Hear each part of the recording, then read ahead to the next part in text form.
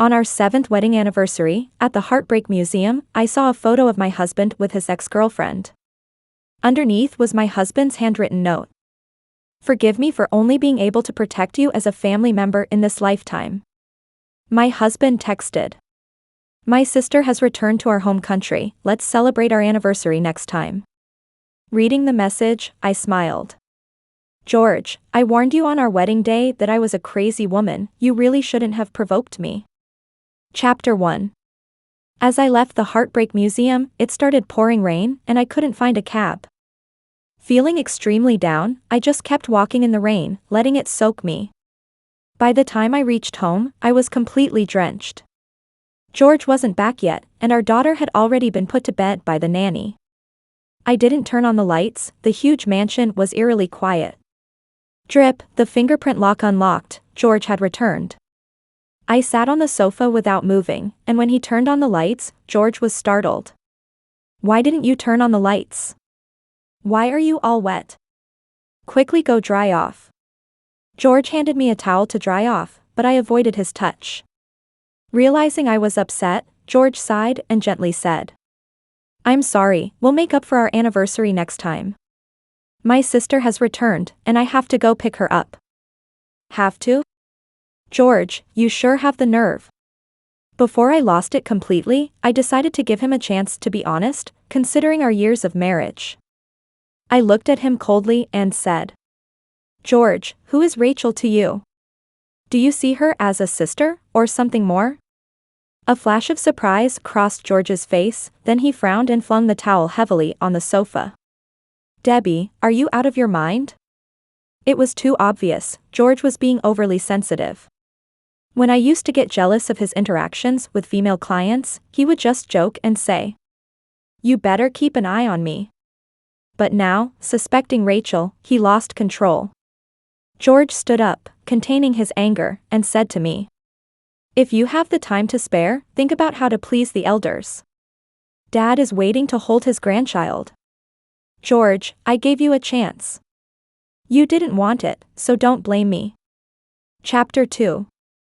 The next day, George glanced at the dining table and his face darkened.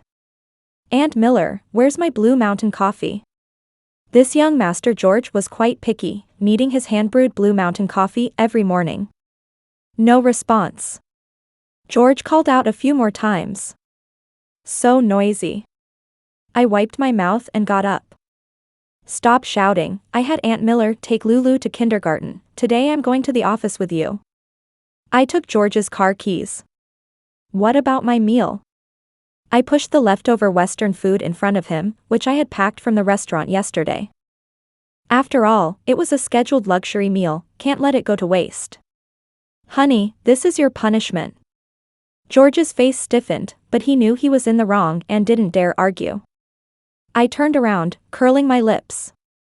I sat in George's Maybach waiting.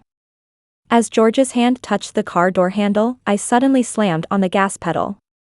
The car raced forward, startling George as he fell to the ground. In the rearview mirror, I saw George chasing after the car. I reached my hand out of the window and waved to him. Glancing to the side, I saw a bunch of car keys. He won't be able to drive today. It was rush hour, he probably won't even be able to get a cab. I left him a small electric scooter. After being a young master for so long, it's time for him to experience some hardship. "George, the game has just begun." But after a few steps, George crouched down and started walking back. I'm quite satisfied with the effect of this medicine. By now, George must be extremely anxious, especially since his darling Rachel is still waiting for him at the office. Chapter 3. George wants Rachel to take my place. This was what Sarah from the HR department told me. Sarah is someone I personally promoted, she's like my right-hand person in the company. After discovering the affair between the two, I anticipated that Rachel's return this time wouldn't be so simple. I just didn't expect George to be so impatient. What, does he think I'm dead, Debby? Living comfortably for too long, does he actually think I'm a patient and virtuous wife and mother? 2.5 hours later, George showed up. In the office, I leaned back in my chair, resting my eyes. Sarah leaned in and whispered to me. Debby, CEO George is here. I wonder what's up with CEO George today. There's a wet spot on the back of his clothes, and he's wearing an especially strong scent of perfume. Wet spot on his clothes. Must be sweat seeping through. Perfume scent? Could it be to cover up the smell of feces? In Sarah's shocked expression, I stood up and walked out of the office. As expected, George couldn't wait to announce Rachel's arrival as soon as he arrived. At the same time, he didn't forget to glare at me viciously. Starting today, Rachel will take over Director Debby's position. Let's welcome her to the Dalton family. George led the applause, but no one responded. Parachuting in leadership is a big taboo in the workplace. Moreover, when the senior members of Dalton left, they took away a large number of old employees. The current employees in the company are basically those I brought in, the network I accumulated during my headhunting days. They came to Dalton because they believed in me, so naturally they were not pleased with this decision. Clap, clap, clap. In the midst of silence, my applause seemed particularly abrupt. People looked at me strangely, as if they didn't understand my actions. Welcome, Rachel. But honey, wouldn't it be too much to let Rachel take my position? Why not let Rachel take your position instead? CEO George? As I clapped, I approached Rachel, getting close to her ear, and said coldly. Rachel, what do you think? George frowned at me, pulling Rachel behind him protectively. Rachel glared at me resentfully, lowered her head, and said softly. George, forget it, this position isn't suitable for me. Backing down just like that? How boring. Chapter 4. An hour ago, Rachel was not obedient at all. Leaning back in my boss chair, she was filing her nails. Provocatively, she said. Debby, this is none of your business anymore. Leave while you still have some dignity. Dignity? Sorry, I care the least about dignity. I walked to the desk in my high heels, took off my Rolex watch from my wrist. Grabbing Rachel's hair, I dragged her into the office's restroom. What are you doing? Rachel winced in pain. I turned on the faucet, blocking the drain. Forcefully pushed Rachel's face down. Ah! What do you want? Rachel struggled in pain. I admired her contorted face and said. Tell me to leave. Who do you think you are? Yanking her hair upwards, Rachel's face turned red, black eyeliner smudged on her face, breathing heavily like a ghost. Debby. Rachel yelled in frustration. Two pushed her into the water again, repeating the action. When I let go, Rachel was so scared that she trembled over the sink. Debby, George won't let you get away with this. I disdainfully laughed, leaning down to pat her cheek. If you have the guts, go ahead and try to take my position. Do you believe I'll push you into the toilet? Trembling, Rachel tried to back away, her face full of horror, shaking her head frantically. I wiped my hands and took Rachel's Hermes bag. Opening it, I emptied everything inside into the trash can. Debby. You've gone crazy. Is this a gift from George? I'm confiscating it, it's our joint property. A few days ago, when I went to the Hermes store to pick up a bag, the saleswoman told me George had ordered a bag. I waited and waited, never expecting it would end up being given to this despicable person. I lifted Rachel's face and flicked her forehead. And, you're right, I am indeed crazy. Rachel's face looked as bitter as a bitter gourd, unable to speak further. Chapter 5. Rachel's induction announcement would be completely cancelled. George gently had his assistant escort Rachel out. The next moment, he stormed into the office, questioning me angrily. Debby, what do you mean by this? This company is named Dalton. Whatever I do, it's not your place to interfere. I shrugged indifferently, sipped my Blue Mountain coffee, and continued to look at the documents. George became furious, sweeping the documents off the table, his anger escalating. One after another, they were all so disobedient. I picked up my coffee and shook it. You wanted coffee, right? Here you go. Debby. George was getting increasingly frustrated. Remembering that this was in the office, he lowered his voice. The office had glass walls, and George wiped his face, swiftly pulling down the blinds. Just like his father, can't take a hit to his ego. Preferring to save face and suffer. I could feel George grinding his teeth. Debby, what exactly are you doing? I took out a tissue and wiped the coffee-stained documents. What a shame, I would have to redo them. I just can't stand you and Rachel, what about it? You. George glanced at the curtains and said. I'll settle the score with you when I get home. Chapter 6. Rachel didn't have any other skills, just a sharp tongue. As soon as work was over, I received a call from my father-in-law, asking me to come back to the old house. I was curious to see what they were up to. In the old house, Rachel and her mother, Fiona, sat beside my father-in-law, looking like they were ready to show me. Dad, what's going on? A string of sandalwood prayer beads fell to my feet. What do you think the company is? You think you can act recklessly here? You've tarnished the reputation of the Dalton family. My father-in-law is very traditional, caring most about reputation and heirs in his lifetime. With him around, Rachel and George could never be together. And me, I was just a tool George used to maintain his respectable life. I could never understand how a wealthy heir like George could be interested in an orphan like me. Back then, he was willing to face family pressure just to be with me. Now I understand, orphans, helpless and alone, can't stir up much trouble. Even if discovered, what could they do? I looked at Rachel and smiled sardonically. She felt uncomfortable under my gaze and tugged at Fiona's sleeve. What are you looking at? People without parents are just uncultured. Honey, Debby is so arrogant now, imagine what she'll do to George in the future. I'm telling you, she doesn't even regard the Dalton family highly. Fiona stoked the fire from the sidelines, my father-in-law's face darkened as he pursed his lips, and Rachel smirked mockingly. Uncle Foster, bring out the family rules. I stretched my joints and walked towards them. Just as I was about to go crazy, I was stopped. Mom. Lulu called out crisply, hugging my thigh. Why was Lulu here? Chapter 7. I immediately changed my expression and patted her head. George was also with Lulu.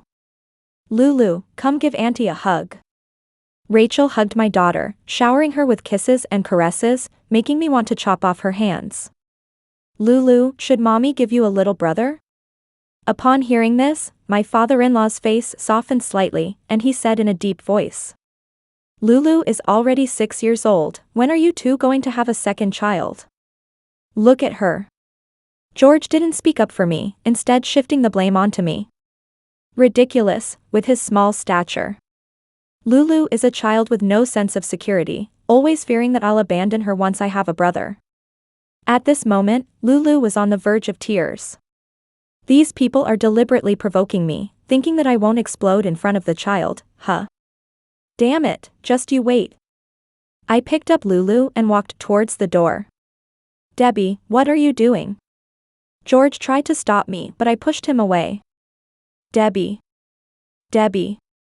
No matter how much they shouted, I ignored them. 20 minutes later, Sarah took Lulu from my hands. I turned around and walked into the Dalton house, grabbing the weed killer from the garden on the way. It's not my fault, you forced me to do this. Chapter 8. That day, I gave them a shower with weed killer. Seeing them scurrying around like rats sprayed with it, I felt relieved. Yes, in their eyes, they never considered me and Lulu as part of the family. A lowly daughter-in-law from a humble background, not worthy of integrating into the prestigious Dalton family. An unappreciated granddaughter, not receiving any affection from her grandfather. On New Year's Eve, they sat together happily. I held Lulu in my arms, watching the fireworks outside, soothing her to sleep. Lulu once asked me, Mom, does Grandpa not like me? I said, of course not, Grandpa just has a stern face. At that moment, I secretly thought, as long as I raise Lulu to be outstanding enough, they will change their minds. I'm sorry, Lulu. Mom was wrong. Those who don't like you will never like you, no matter what you do. Just like me, being a good wife and mother for 7 years still couldn't compare to Rachel's little finger. Men, they are just despicable. It's okay, from today onwards, I will prepare everything for Lulu. Take back everything that should have been ours. Chapter 9. After I taught the Dalton family a lesson, they didn't dare to provoke me again. George also moved out of the house, leaving me in peace. If he didn't leave, I would have made him leave. After all, I found him dirty. Divorce is inevitable, but I won't settle for less money. In the first week, I thoroughly examined the company's books. I discovered that several accounts didn't add up over the years. This money was transferred to an overseas account, either ending up in Rachel's pocket or George's attempt to transfer assets. There's another possibility: George wants to stand on his own. I instantly understood. No wonder the Dalton family's development has been declining in recent years, but George is not worried at all. He never intended to take over the Dalton family from his father. When he is fully grown, George's father will no longer have the ability to control him. He and Rachel will have no obstacles. As for me and Lulu, we are nothing. George, oh George. To be with Rachel, he even calculated his own father into the equation. The game just got more interesting. It's okay, I will turn the tables. Chapter 10. I'm not one for idle chatter, I only use the most direct and forceful methods to achieve my goals. I directly confronted Geoffrey about George's actions. Without leaving him any face, I laid out all the evidence one by one. George's ambitions, George and Rachel. Fiona was so frightened, she hid in the kitchen and didn't dare to come out. Geoffrey's face drooped, his wrinkles almost reaching his mouth. I was afraid he might have a heart attack from the several deep breaths he took. How boring would that be? Finally, he squeezed out a sentence. What do you want? Truly shameless, the Dalton family, with their son making mistakes, turning around to ask me what I want. Trembling, Fiona timidly approached, trying to please. Honey, George and Rachel, they just made a mistake. Geoffrey backhanded her. Get lost. Look at the daughter you raised. That slap was full force. Fiona sat on the ground, holding her face, tears welling up, unable to speak. So melodramatic. My demands are simple: get back the assets George transferred. And then divorce. I want George out with nothing. As if he heard something unbelievable, Geoffrey chuckled. Debby, you really dare say that? So what? Do you disagree? Then I'll take my time playing you to death. Debby, a woman should be more virtuous, just endure this matter. The wise adapt themselves to circumstances. Pa. I spat tea leaves onto Geoffrey's face. The one who doesn't understand the situation is you. Chapter 11. After the window paper was pierced, George and Rachel no longer hid it from me. In order to keep Rachel by his side, he didn't hesitate to fire his secretary of 10 years just because she was a woman, fearing Rachel might get jealous. Then they commuted to work together every day, only to separate in the parking lot later. The main point was to be thrilling. It doesn't matter, I will go crazy. When Rachel ran to George's office all lovey-dovey, I barged in and gave her a slap to make her realize her place. When George waited for Rachel in the parking lot after work, I purposely made Rachel stay late to work overtime for me, making coffee and organizing files.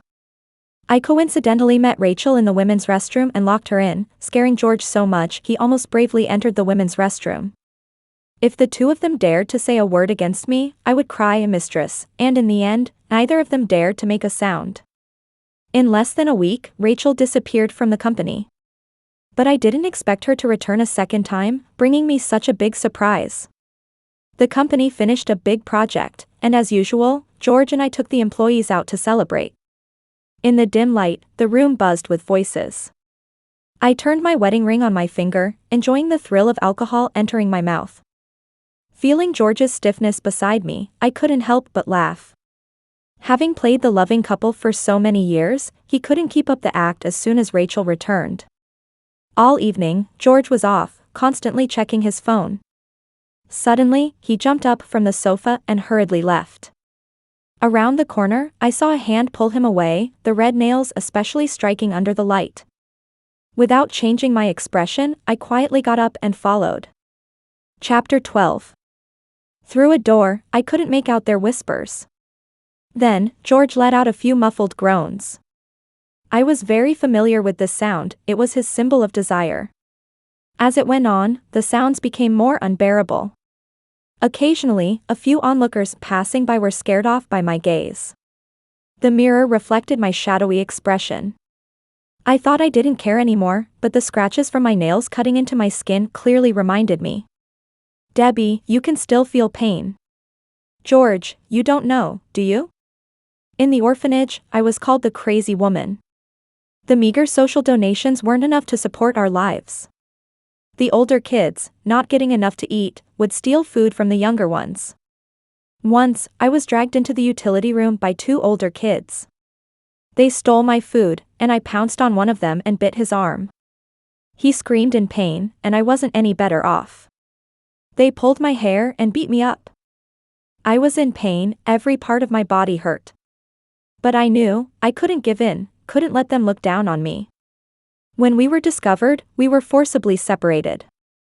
A piece of my scalp was torn off, and I was diagnosed with a mild concussion. I almost bit off a piece of the other person, leaving a permanent scar from the bloody wound. He cried loudly, and I endured without shedding a tear.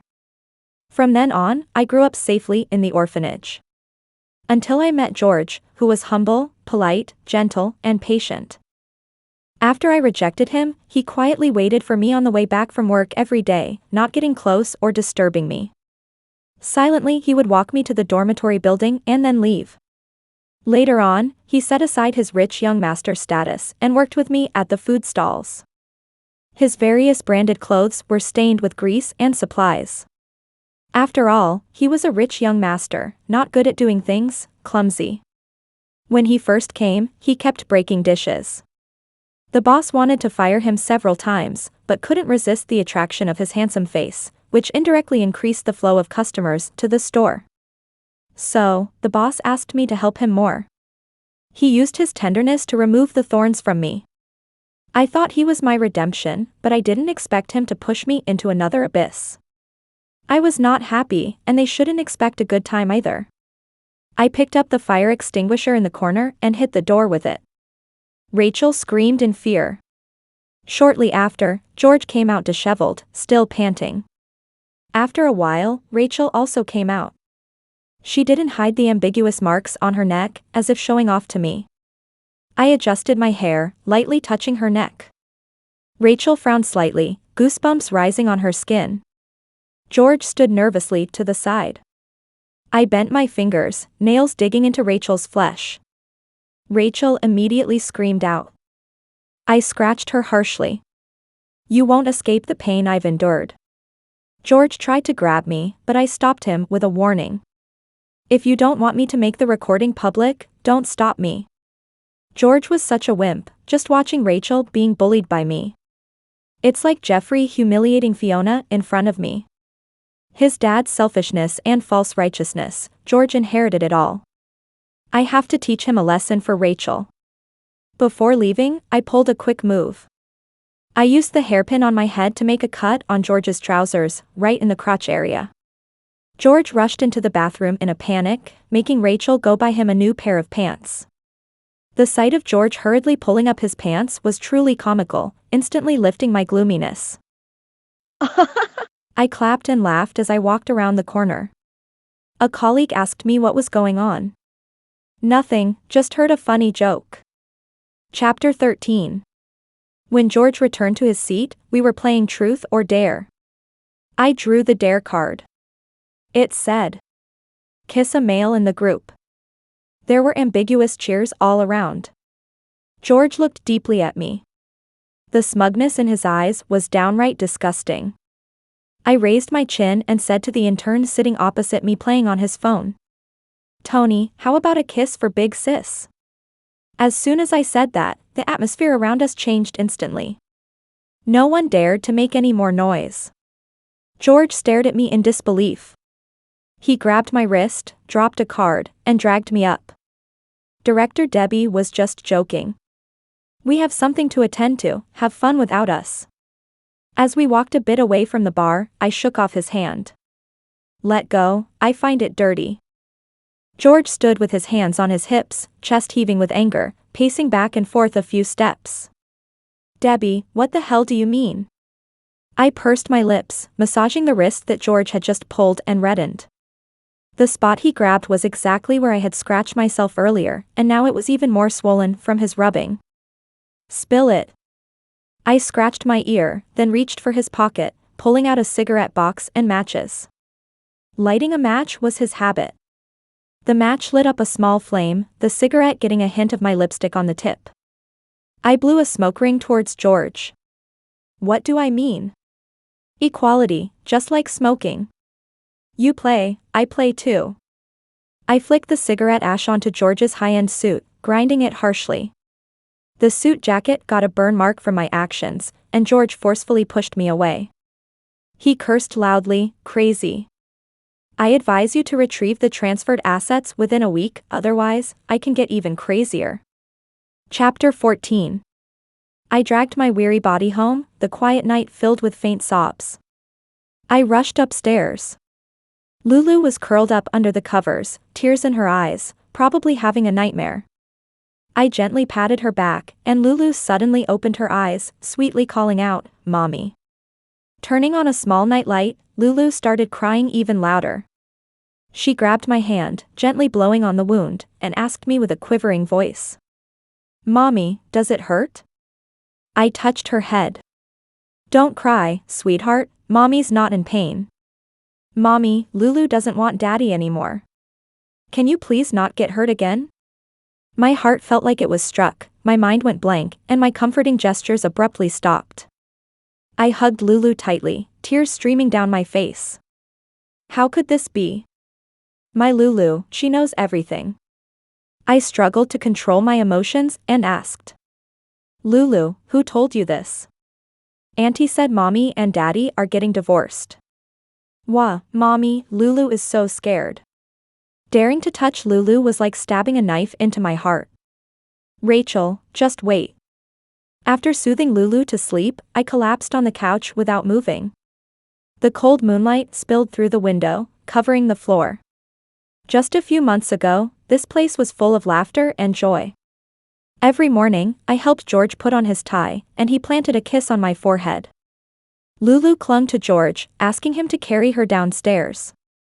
At the dining table, Lulu chattered away, and George and I exchanged helpless looks, then shared a loving smile with her. Warm milk, yogurt with oats, Blue Mountain coffee, all served in family-themed cups. Images of daughter, mother, and father lined up together. How did it come to this? Geoffrey tried to make me see reason. George said this was how the men in the circle behaved. Even the dean advised me, a lonely girl like you has come a long way. Yes, it was indeed a long journey. So, besides George, I want nothing.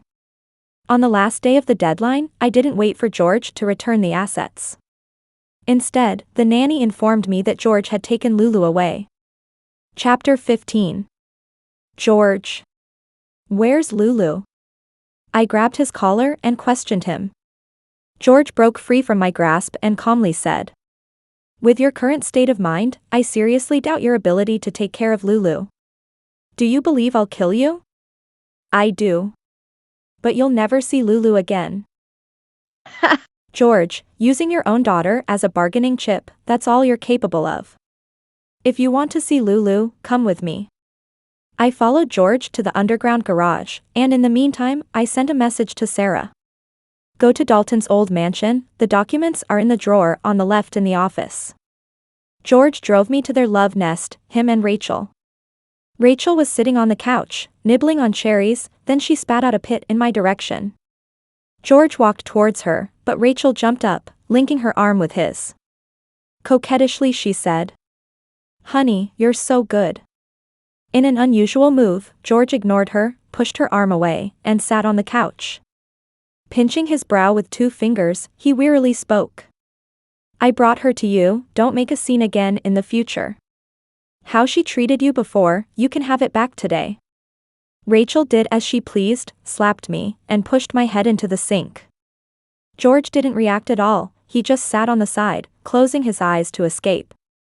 As if closing his eyes meant the events never happened. Rachel was yelling. "Debby, know your place. You'll never compare to even one of my fingers." For Lulu's sake, I could only endure. Fortunately, the pain didn't last too long. Geoffrey burst in with his men. "George. You ungrateful child. Rachel, what are you doing?" Geoffrey roared. Rachel stopped her actions, and George stood up. Both of them were stunned. Chapter 16. A few minutes later, stepmother Fiona covered me with a blanket and respectfully fed bird's nest soup to my mouth. George and Rachel knelt on the ground. "Look at what you two have done. Do you really think I'm dead, Geoffrey? If something happens to my grandson, I won't spare you." "Dad, what nonsense are you talking about? Debby is pregnant, don't you know?" "Yes, that's the information I had Sarah deliver." George stared at me wide-eyed. "Why didn't you say it earlier?" He hung his head, whispering. "I'm sorry, if I had known, I wouldn't have." I snatched the bird's nest soup and poured it over George. "Apologies won't cut it, should I call the police? Anyway, this child is not wanted, and after birth, they'll have a cheating father to deal with. I think this child is better off not coming into this world." "No way. Stop messing around. Debby, I know what you mean. You called me here just to have me decide for you. Both of you, stop it." Geoffrey's cane slammed into George's back, leaving George pale-faced. "Not enough, I have two more demands. First, all of George's transferred assets must be deposited into my personal account and managed by me. Second, from now on, no one is allowed to take Lulu without my permission." George's wings were not yet fully grown, and he still had to rely on Geoffrey's authority to secure his position. Besides, he did indeed want a son. George agreed to all the terms. I rested my chin on my hand, pursing my lips. But I'm still not happy. If a pregnant woman is in a bad mood, wouldn't it affect the baby? I pretended to hesitate, looking at Rachel. Unexpectedly, Fiona stepped forward next to me and slapped Rachel. "Rachel. You have disappointed both me and Geoffrey so much." This broke George's heart. He wanted to protect her but hesitated to act in fear of me. Fiona's slap was not in vain. Geoffrey looked at Fiona with a hint of approval in his eyes. In retreat, Geoffrey must have thought Fiona was a sensible woman.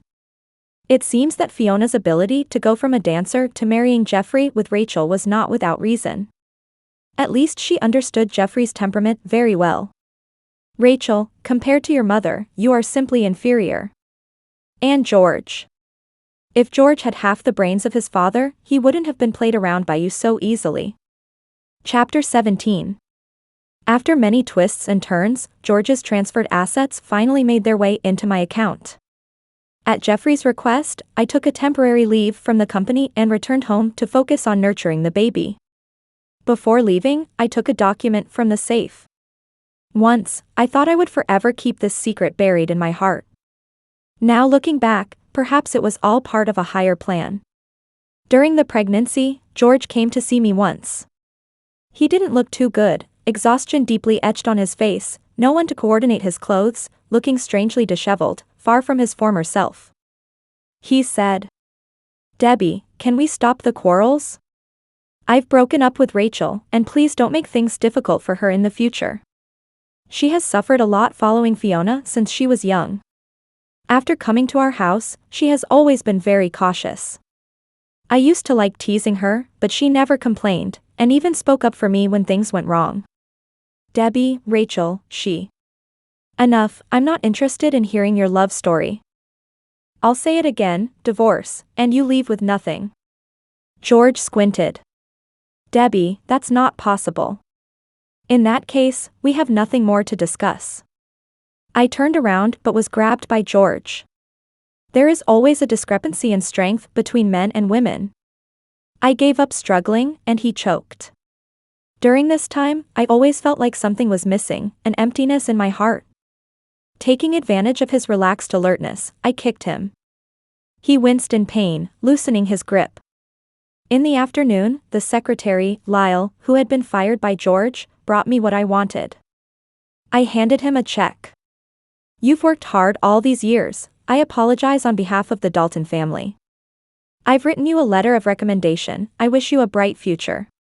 Even though everything seemed to be settling, I still couldn't shake the feeling of unease in my heart. I always felt like something was about to happen. As it turned out, nothing is more accurate than a woman's intuition. Chapter 18. The day Fiona and Rachel entered with great pomp and circumstance, I was sunbathing in the yard. The mother and daughter stood proudly in front of me, with an aunt behind them carrying bags of things. Fiona had a smile on her face, but there was a hint of coldness beneath it. Like a snake hissing, sending shivers down one's spine. "Debby, your father asked me to come take care of you. Now that both you and Rachel are pregnant, your father is worried." It felt so satisfying, incredibly satisfying. The two of them across from me looked at me with surprise. "Debby, do you think being pregnant makes you better than me? George loves me, he only married you because you are easy to handle. One day, I will be George's wife." Fiona really had some skills, being able to convince Geoffrey. "Quite interesting. Sister, are you pregnant? Why are you still standing? Sit down and rest, don't tire yourself out." I called Sarah. "Sarah, get Geoffrey and George CEO here. Tell them, if they don't come, they can expect to collect the corpses of their grandchildren." I clapped my hands, and a few wolves ran out into the backyard, barking loudly at Rachel and Fiona. The two of them were so scared they fell to the ground. "Sorry, be good, they bite people, not dogs." George and Geoffrey arrived almost simultaneously. George arrived in a hurry, his hair all messy. I shrugged. "She says she's pregnant, what should we do?" George tried to grab my hand, but I avoided it. "Debby, listen to me. Debby. A woman should know her place. I promise you, after the child is born, I will take care of you, so please don't make a scene." It's funny, really too funny. I laughed so hard I couldn't stand up straight, tears even rolled down my cheeks. "Debby, don't be like this. Acting crazy and irrational, how disgraceful." I laughed and clapped, taking out documents from inside the house and throwing them to George. "George, all these years, you've been traveling abroad every month, actually to see Rachel, right? Do you know, your body is already exhausted, this is your health check report from a year ago. Take a look for yourself, can you still have children? And me, I'm not pregnant at all." George trembled as he opened the document bag, then like a beast, he pounced towards Rachel. George grabbed Rachel's neck tightly, eyes full of rage. "I've been so good to you. And you dare betray me? No, George. You're being deceived. Whose is it? Tell me. It's Victor, isn't it? You abandoned me for him back then, went abroad with him. Victor is already married, have you no shame?" George roared and pushed Rachel away. Rachel gasped, holding her neck. George rushed out. Geoffrey raised his cane, wanting to strike Rachel. "This is sinful, so sinful." But he couldn't handle the excitement, clutching his chest, helped by Fiona. "Honey, what's wrong? Honey. All of this is Rachel's fault, I didn't know. Exciting, truly thrilling. This melodramatic play among the elite, unforgettable in my life. Fiona frantically called for an ambulance, Rachel knelt beside her, pleading not to be abandoned. I turned and went inside, closing the door, shutting out the noise. I had thought of resting for a while it was still early. I received a call from the hospital, informing me that George had been in a car accident. Chapter 19. Debby, George is currently undergoing emergency surgery. The injuries this time are quite serious, we need the family's consent. It's absurd, George originally just lost his abilities, now he's completely paralyzed. They asked me if I wanted to keep it. I said, no need, isn't the situation urgent? Then what are we waiting for? Proceed with the operation. After hanging up the phone, I rushed to the hospital to see George. The doctor said he also suffered a brain injury and might not be able to speak normally in the future. Watching the person I once deeply loved, lying in the ICU with tubes all over his body. I can't quite describe this feeling. Geoffrey also collapsed, he had a stroke. With a crooked mouth, he mumbled. Where did you hide Lulu? Geoffrey, today I made a deal with you. You transfer all your shares under your name to me, from now on I will be in charge of the Dalton family. I promise to take care of you in your old age and cover George's medical expenses. If you disagree, I will hand over evidence of George's work mistakes, and let the board decide everything. If you agree, just reach out, and I will give you the stamp to seal the deal. Geoffrey closed his eyes, tears streaming down his face. After a while, he extended his hand, wrinkled with age spots. In an instant, he seemed to have lost the courage of his former business tycoon self. Now, he was just a helpless and elderly man. Everything has come to an end. As for Fiona and her daughter, they were long ago kicked out by Geoffrey. The two of them spread rumors about the Dalton father and son scandals everywhere, tarnishing the reputation the Dalton family valued so much. However, these scandals did bring trouble to the Dalton family. I stayed up all night dealing with it. But before I could take action, Victor's wife took care of the mother and daughter for me. This girl was more ruthless than me, it's said that Rachel even had her uterus removed. Since then, I never heard from them again. In the following days, I was very busy.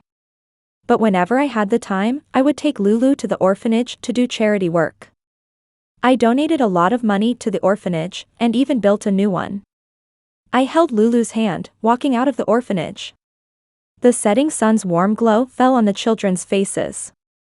They were smiling happily, much cuter than I was as a child. If possible, I truly hope that the world won't have any more crazy women like me. Behind the madness, there is deep sorrow. Life never left me an escape route.